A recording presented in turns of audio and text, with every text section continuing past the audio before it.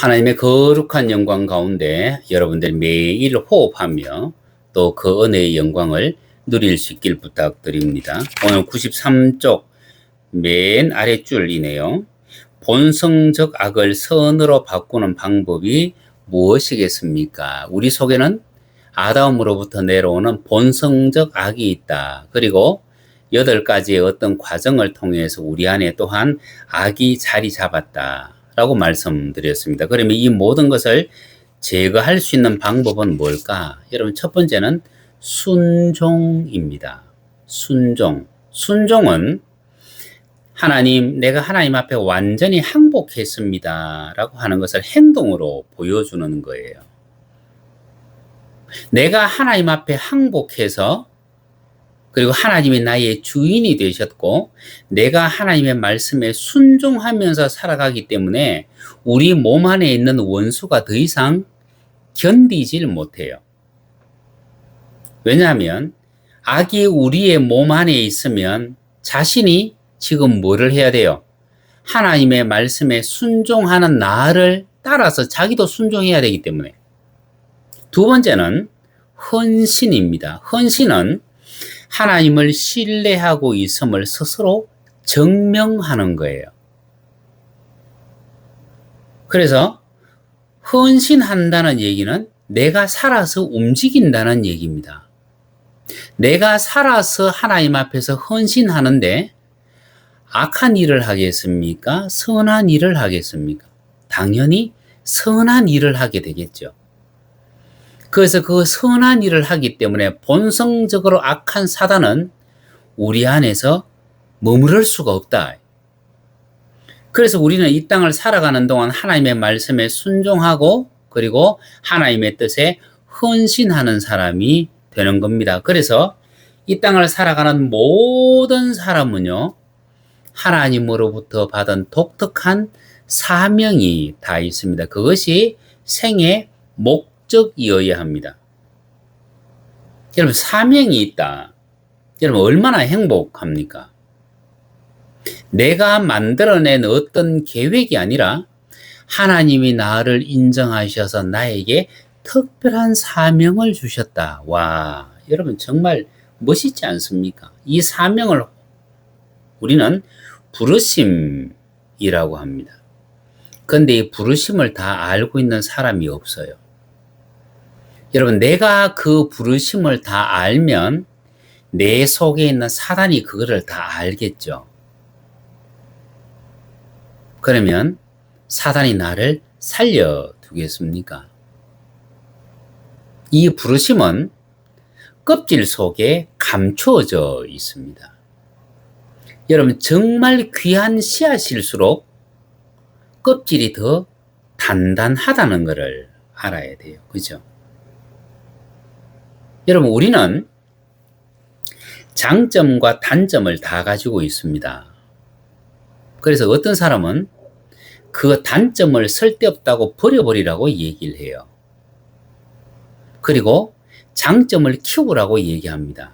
근데 정말 성공하고 싶으면요, 장점은 그대로 살리고 이 단점을 극복해야 돼요. 왜냐하면 그 단점 속에 정말 그 사람이 가지고 있는 놀라운 능력이 함축되어져 숨겨져 있기 때문입니다. 그래서 이 단점을 장점으로 바꾼 사람이 인생에 있어서는 성공하고 하나님 앞에서는 부르심을 다 감당할 수 있습니다.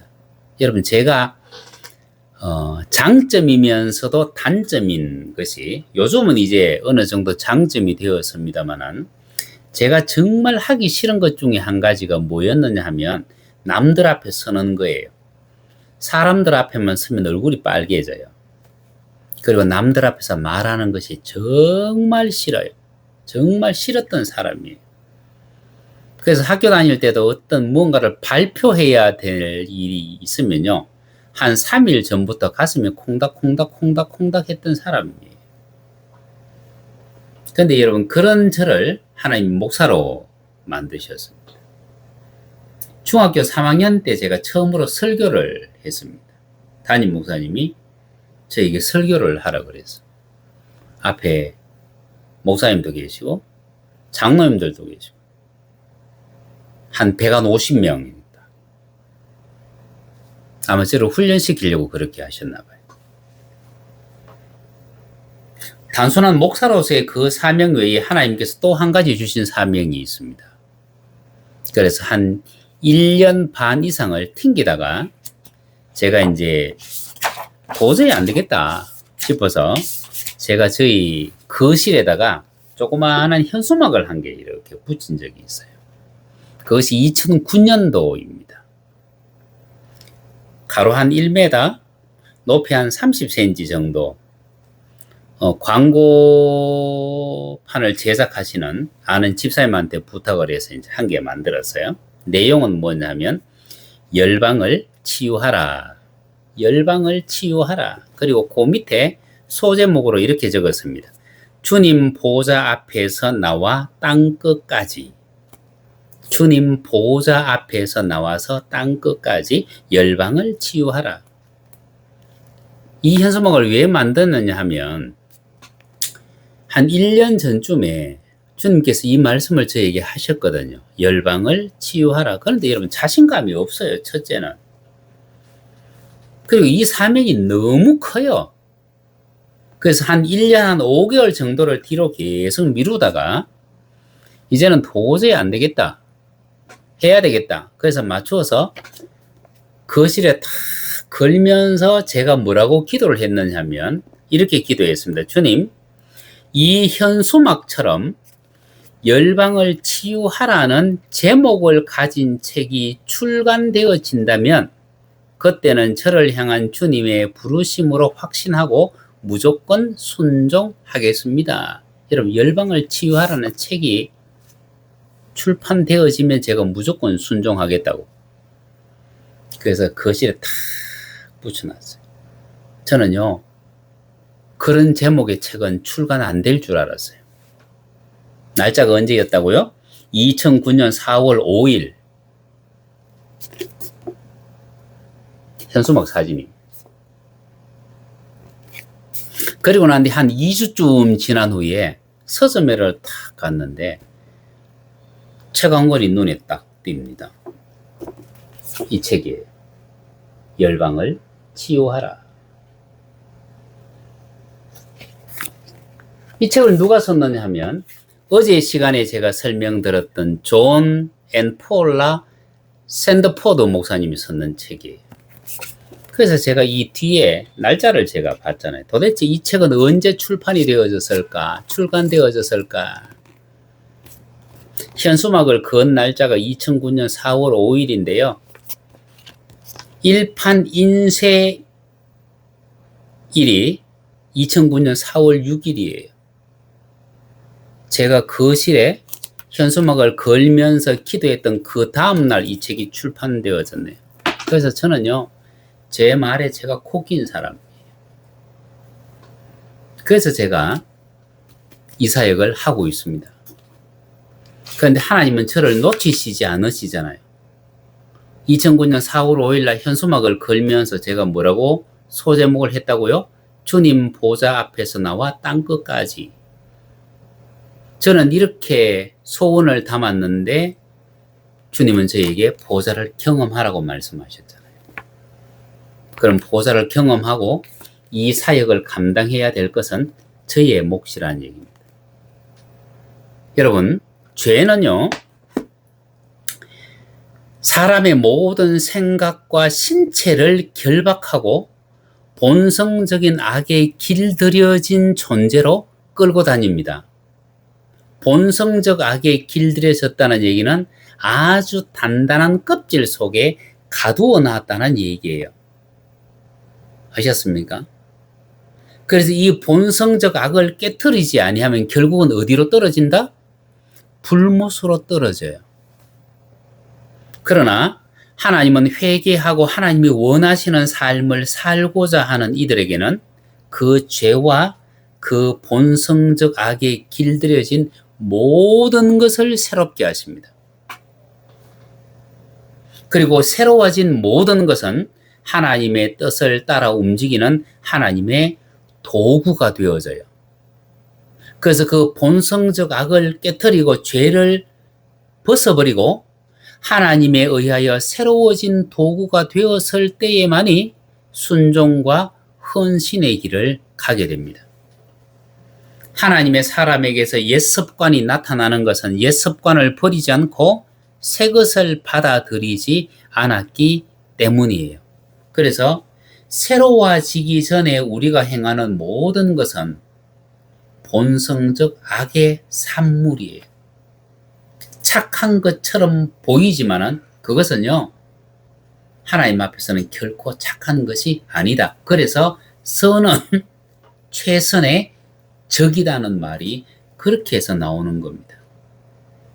여러분, 사실 사람은 핑계를 찾아내는 탁월한 재주를 가지고 있습니다. 그래서 아담은요, 하와를 보면서 뭐라고 말을 했습니까? 하나님이 주셔서 나와 함께 있게 하신 여자 그라고 얘기했고, 하와는 뱀이 나를 꿰어서라고 얘기했습니다. 아담은 하나님과 하와에게 죄를 핑계대었고요. 하와는 뱀에게 핑계를 대었습니다. 그런데 하나님이 그들에게 회개하라고 말씀하지 않으세요. 야, 회개해라. 그것이 아니고 너희들은 둘이 같이 땀을 흘려라. 여러분, 농사일은 혼자 하는 것이 결코 쉽지 않습니다. 여러분, 옛날 그 시대에 한 사람이 여러분 500평 농사를 1년 내내 지을 수 있을 것 같아요. 여러분, 비 한 번 오고 나면 풀 뽑는데 여러분 며칠이나 걸릴 것 같아요. 오늘 아침부터 시작해서 풀을 다 뽑고 나면 하루 종일 뽑고 나면 100평을 뽑을 수 있을 것 같습니까? 뽑을 수 있을 것 같은데요. 1시간쯤 뽑고 나면 손 아구가 아파서 뽑지를 못해요. 그 다음날 되면 뽑았던 그 자리에 다시 잡초순이 다시 올라와요. 여러분, 100년 전만 해도 혼자서 농사 짓는 것은 거의 불가능했습니다. 밭을 가려면 어떻게 했어요? 소가 앞에서 끌어줘야 돼요. 쟁기를. 소가 끌지 않으면 경사진 곳에서는 사람이 끌어야 돼요. 여러분, 둘 이상이 있어야 쉬운 것이 땅에서 하는 일이에요. 산업혁명이 그렇게 인류 역사에 있어서 중요한 이유는 뭐냐면 두 사람이 하던 일을 한 사람이 할 수 있거든요. 그럼 그 한 사람은 뭘 하느냐 하면 먹을 것 준비하고 입을 걸 준비할 수 있기 때문이에요. 근데 여러분, 부부가 아무것도 없이 두 사람이 같이 농사를 짓는다고 생각을 한번 해보십시오. 한 사람은 밭을 갈아야 돼요. 여러분, 한 사람은 먹을 걸 준비해야 돼요. 여러분, 농사일이 되겠습니까? 농사일이 안 돼요.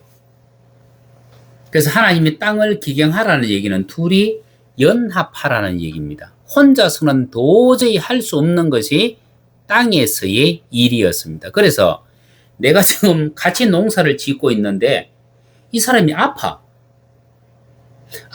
지금 집에 가서 누워야 돼. 그러면요, 나는 할 일이 배가가 돼요. 나는 2배의 일을 해야 돼요. 그럼 내가 그 힘든 일을 하지 않기 위해서는 뭐요? 내 옆에 있는 사람이 건강해야 돼요. 내 옆에 있는 사람도 배불리 먹어야 돼요. 내 옆에 있는 사람과 내가 화평의 관계를 유지해야 돼요. 결국 이 땅에서의 일은 뭐냐면 상대를 인정하고 상대를 축복하고 상대가 건강하기를 기도해야 돼요. 그래야 자신이 쉽고 편한 것이 땅에서의 일입니다. 그걸 알기 때문에 땅에서의 일은요, 상대를 위해서 기도하고 상대를 축복할 수 있는 거예요. 그런데 사단은 이 일을 도저히 할 수 없잖아요. 하나님은 항상 우리에게 사단이 할 수 없는 일을 맡기십니다. 사단이 할 수 없는 일을 맡기시는 이유는요, 우리만이 할 수 있기 때문에 우리가 그 일을 하고 하나님 앞에서 상급받을 수 있기 때문이에요. 만약에 사단이 할 수 있는 일이라면요. 사단도 그 일을 하고 상급을 내놔라 그러겠죠. 그런데 하나님은 모든 상급을 우리에게만 주시기를 원하신다. 그 상급은 뭔데? 하나님의 그 영화로운 면류관까지 우리에게 주기를 원하신다. 그래서 우리는 그 일을 할 수 있는 사람으로 우리를 계속해서 새롭게 해야 될 사명이 우리에게 있습니다.